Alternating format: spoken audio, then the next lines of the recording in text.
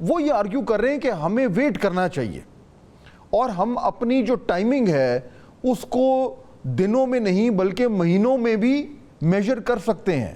یعنی کئی مہینے بعد بھی ہم آرام سے پلان کر اور کوئی ایسا ایکشن کریں پاکستان کے خلاف جو کہ سبسٹینٹیو ہو, جو خالی سمبولک نہ ہو.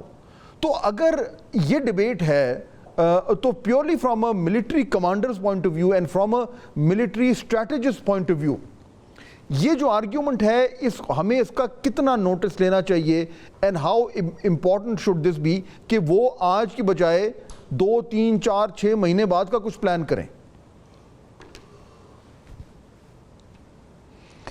جی فاض صاحب, بڑے انٹرسٹنگلی آپ کے پروگرام میں نے یہ ساری باتیں سیٹ کرتی ہیں اس سوال کے جواب دینے کے لیے. دیکھیں ہم نے کہا کہ ایک مائنڈ سیٹ ہے, اس کا مقابلہ ہم نے ابھی لانگ پالیسی کے ساتھ کرنا ہے.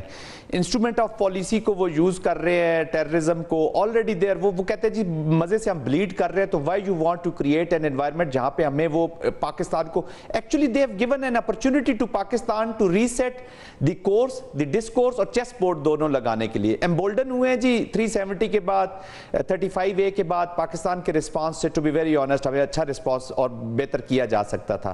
اس کے بعد پھر بالا کوٹ کے بعد چیزیں رک گئی. اب اس کو میں ایک اپرچونٹی سمجھتا ہوں, وہ بھی اس کو سمجھ رہے ہیں اور امیجیٹلی دیکھیں وہ RSS کے لیڈرز کے ساتھ تو بات کر رہے ہیں. 2 نوچ کی بھی ہم نے جو بات کی تھی وہ اس کو بھی ذرا سے میں کنیکٹ کرنا چاہوں گا کہ وہ RSS کے لیڈرز کے ساتھ میٹنگ کے بجائے ذرا اگر ابانی, اڈانی اور شیو ندر وغیرہ کو بلا کے پوچھ لے کہ جی وار کرنے کا پروگرام شرام ہے, تو یہ نوچ کے پھر آپ سمجھ رہے ہوں گے کہ میں جس طرف کہہ رہا ہوں, تو ان کی سٹیکس یہاں پہ لگی ہوئی ہیں. Secondly they want to limit it to Kashmir. ان کے دیکھیں نا وہ ایک پرولانگ پروٹریکٹڈ ایک کورسو پالیسی کے نیچے اپنے پولیٹیکل پرسو رکھنا چاہتے ہیں کہ ہمیں اپنی ملٹری سے, اپنے سائز سے, اپنی اپلیکیشن سے ڈرا کے آپ کشمیر کو ہڑپ کر لیں, آپ پالیسی کیپچولیشن کی طرف پاکستان کو لے جائیں اور بلیڈ کریں تھرو پراکسی. ایکچولی دیکھیں نا اب پوری دنیا دیکھ رہی تھی کہ انسٹرومنٹ آف پالیسی جو انہوں نے لے لیا وہ ٹیررزم لے لیا ہے. ابھی امریکہ کو نہیں پتا, امریکہ نے ابھی ایک نکل نامی شخص ان کے حوالے کیا ہے جی جو چیک ریپبلک سے پکڑ کے لائے تھے, یہ پلاٹ فار مرڈر جو تھا گرپتونت سنگھ کا. امریکن عدالت نے امیت شاہ کو امپلیکیٹ کیا ہے, را کو امپلیکیٹ کیا ہوا ہے, تو دے ایگزیکٹلی نو کہ انکنسیمنٹ پالیسی کیا ہے. تو یہ اس کوشچن کے ساتھ اس ایک گاب میں کہ انڈیا ایک اپنی رکھے, ایک ڈرا کے رکھے اور اپنے جو پالیسی پرسوٹس ہیں through use of this proxy اس میں پرسو آہستہ آہستہ کرتا جائے اور پاکستان کو نا ایک بیسیکلی وہ ایک بلائنڈ سٹیٹ امپلوژن کی طرف لے جانا چاہتے ہیں. یہ جو مائنڈ ہے نا کہ سلو ہے, اسے پتا ہے کہ اگر وار ہو جاتی ہے تو پھر انڈیا بھی ڈیمیج ہوگا جی, اور برے طریقے سے ڈیمیج ہوگا. آلریڈی اس کی ایک فیس تو دنیا کو پتا چل گیا, اپنے انٹرسٹ کی وجہ سے وہ خاموش ہے.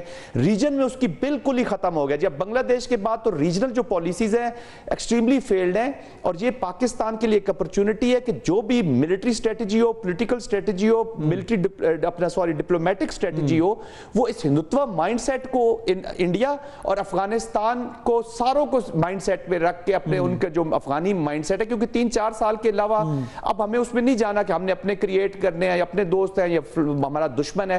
پورے افغانستان کا ایک مائنڈ سیٹ ہے, ان کی نیچر ہے, ایک سٹیٹ پڑی ہے, وہ اسی طرح کی رہیں گے. تو ان دونوں کو مد نظر رکھ کے ہمیں لانگ ٹائم اسٹریٹجی بنانی ہوگی, پولیٹیکل اونرشپ دینی ہوگی, اور نیشنل لیڈرز نے اب یہ پالیسی بنانی ہے.